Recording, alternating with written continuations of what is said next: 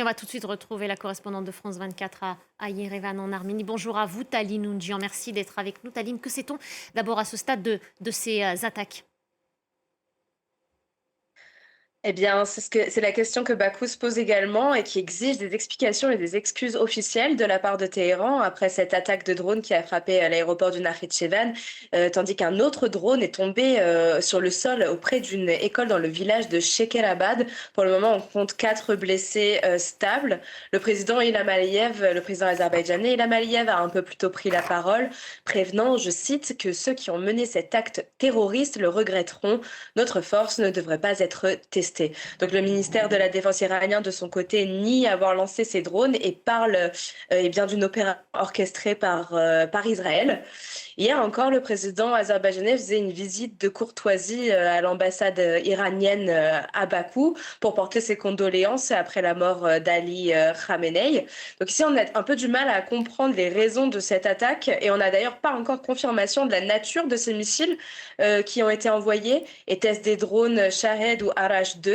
Cela peut sembler technique, mais ça a son importance pour comprendre s'il s'agit potentiellement d'une erreur de calcul et de trajectoire ou si les drones ont bel et bien atteint leur cible. Le ministère de la Défense azerbaïdjanaise, en attendant, se dit prêt à répondre si besoin. Les forces armées du pays sont mobilisées, en état d'alerte. Et pour autant, le président Ilham Aliyev assure qu'il ne prévoit pas d'opération contre l'Iran pour le moment. Il vient de s'entretenir au téléphone avec le Premier ministre turc Recep Tayyip Erdogan, car le Nakhichevan est un lieu militaire stratégique entre Ankara et Bakou. Et je rappelle que d'un autre côté, les rapprochements énergétiques et militaires entre l'Azerbaïdjan et Israël se sont renforcés ces dernières années et que Bakou a de longue date fait des choix géopolitiques d'équilibristes pour s'entendre avec les différentes forces en jeu dans la région. Donc on s'attend pour le moment, avant d'envisager une quelconque escalade, à un renforcement des systèmes de défense aérien et une contestation diplomatique forte. Et on assiste aussi dans le même temps, Taline, et vous l'avez vu, vous le constatez, au passage de centaines de personnes qui viennent d'Iran, qui passent les frontières de l'Arménie et de l'Azerbaïdjan. Oui, oui, l'Azerbaïdjan et l'Arménie restent en contact étroit avec les autorités iraniennes pour pouvoir orienter et accueillir les personnes qui traversent leurs frontières. Pour l'instant, ces frontières restent ouvertes. Des centaines de personnes passent notamment par l'Azerbaïdjan, environ 1500 jusqu'à présent. Pour la plupart, ceux qui se dirigent vers l'Azerbaïdjan ne sont pas des personnes de citoyenneté iranienne, mais plutôt des pays tiers, venant de pays tiers qui souhaitent prendre un vol depuis Bakou, car ce qu'il faut comprendre, c'est que depuis le début du conflit fin février, il y a eu un grand bouleversement des routes aériennes pour contourner les espaces aériens dangereux. Eh bien, le Caucase du Sud s'est malgré lui transformé en carrefour pour connecter les vols entre l'Asie et l'Europe. Et suite à ces attaques de drones sur son sol, aujourd'hui, l'Azerbaïdjan a fermé son espace aérien toute la journée et le sud du pays, l'espace aérien du sud du pays reste fermé. Côté arménien, ceux qui passent la frontière arménienne, eh bien, il faut dire qu'ils sont nettement moins nombreux que durant la guerre de juin 2025. Pour l'instant, quelques centaines. Mais du côté arménien, c'est pour la plupart des citoyens iraniens qui passent la frontière. Mais ils sont relativement peu, d'abord car cela reste très cher. C'est inabordable en fait pour la plupart des Iraniens de non seulement faire le voyage, mais ensuite de trouver un logement en Arménie ou à Yerevan. Et autre chose que j'ai remarqué en échangeant avec plusieurs Iraniens qui vivent à Yerevan. Taline, est-ce que vous nous entendez? Bon, la connexion a été rompue avec Taline.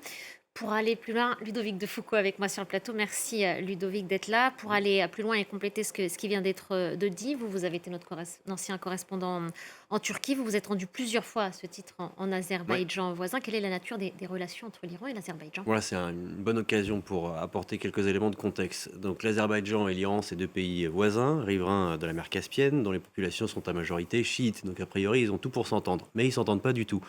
Surtout, récemment, les relations se sont vraiment dégradées.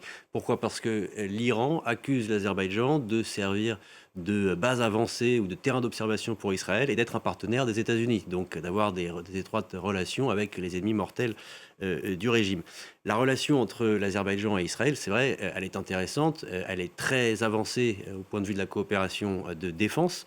On l'a vu notamment lors de la guerre du Haut-Karabakh qui a opposé l'Azerbaïdjan et l'Arménie en 2020. L'armée azerbaïdjanaise a pu utiliser des drones kamikazes israéliens. Et lors de ce conflit, c'est l'Iran qui était l'un des principaux soutiens de l'Arménie, qui est pourtant un pays chrétien. Donc vous voyez que les relations internationales, parfois, c'est contre-intuitif. Exactement.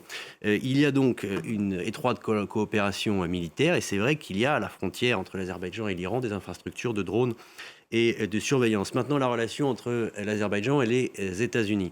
Il y a ce projet, on va peut-être le voir à l'écran, de route qui s'appelle Trump Route for International Peace and Prosperity. Donc ça, c'est vraiment un serpent de mer. C'est un vieux projet de voie terrestre ou ferroviaire qui va, non, c'est pas cette carte, c'est une autre, mais on la verra peut-être plus tard. Donc, qui va relier en fait l'Azerbaïdjan à son enclave du Nakhitchevan, qui a été touché donc par les frappes qu'on évoquait, et les États-Unis soutiennent ce projet. Et il y a d'autres projets dans la région. Il y a aussi un projet de route, le projet de route de développement qui traverse les pays du Golfe, qui longe après l'Iran, mais sans passer par l'Iran, par l'Irak, qui débouche sur la Turquie et après vers l'Europe. Donc, tous ces projets-là auxquels participe l'Azerbaïdjan contournent l'Iran, et donc c'est vu en Iran comme des tentatives de marginaliser l'Iran, voire d'encercler progressivement l'Iran. Donc c'est pour ces raisons-là que du point de vue iranien, l'Azerbaïdjan c'est plutôt vu comme une nuisance. Voilà, on est enfin le corridor, donc vous le voyez. Donc c'est vraiment, je vous le disais, c'est un serpent de mer, c'est un projet qui est dans les tuyaux depuis très longtemps et qui est aujourd'hui soutenu par les États-Unis. Et vous le voyez, c'est à la frontière de l'Iran, mais l'Iran n'est pas impliqué dans le projet. Est-ce qu'il peut aussi y avoir, il pourrait y avoir, Ludovic, un aspect ethnique dans cette équation? C'est plus que probable. Donc, la population azerbaïdjanaise, elle est en grande majorité peuplée d'Azéris. Et les Azéris, c'est un peuple turcique. C'est-à-dire que la langue qu'on parle en Azerbaïdjan est très très proche du turc qu'on parle en Turquie. J'exagère un peu, mais c'est un peu comme les Français et les Belges. Voilà. Maintenant, quand on regarde une carte des minorités, donc celle qu'on a aperçue tout à l'heure, cette fois-ci, on peut la mettre, une carte des minorités ethniques en Azerbaïdjan, voilà, on s'aperçoit qu'en Iran, une très grande partie de la population n'est pas persane, c'est vraiment une mosaïque. Et il y a des Azéris, vous le voyez en haut, ils sont en violet. Et en fait, quand on fait les comptes, les Azéris en Iran, ils représentent la minorité la plus nombreuse du pays, entre 15 et 20% de la population iranienne qui vivent pour beaucoup dans des provinces qui s'appellent d'ailleurs Azerbaïdjan occidental ou Azerbaïdjan oriental. Maintenant, en Iran et dans l'histoire politique iranienne, la crainte d'un démantèlement de la nation iranienne, ça existe, et ça a même été une cause qui a pu être instrumentalisée par les différents pouvoirs qui se sont succédés, que ce soit la monarchie ou aujourd'hui la République islamique. Il y a effectivement des groupes azéris iraniens qui peuvent demander plus d'autonomie, plus de droits, plus d'indépendance, voire un rattachement à l'Azerbaïdjan, en parlant d'Azerbaïdjan invisible, en parlant de Grand Azerbaïdjan, mais ils ne sont pas très organisés, pour être honnête, et ils ne représentent pas aujourd'hui, pour Téhéran, une menace aussi importante que les Kurdes, par exemple, pourraient représenter, parce que les Kurdes sont plus organisés et surtout plus armée. Ça, c'est historique et c'est partout où il y a des Kurdes dans la région. Dernier mot pour essayer d'être un peu complet sur cette question. La question des minorités iraniennes, qui a souvent été balayée en Iran par un discours nationaliste persan avec la promotion d'un État fort, centralisé, unitaire, etc. C'est une question qui me paraît occultée par les oppositions iraniennes, alors que c'est un angle très intéressant pour essayer d'affaiblir le régime ou de s'en prendre au régime. Je vous renvoie aux déclarations à ce sujet du fils du Shah, Reza Pahlavi, qu'on entend beaucoup, qui parfois est présenté comme la solution, hein. Eh bien lui, quand il parle des Kurdes ou des Azéris, il traite leurs revendications avec beaucoup de mépris. Voilà. Merci beaucoup, Ludovic.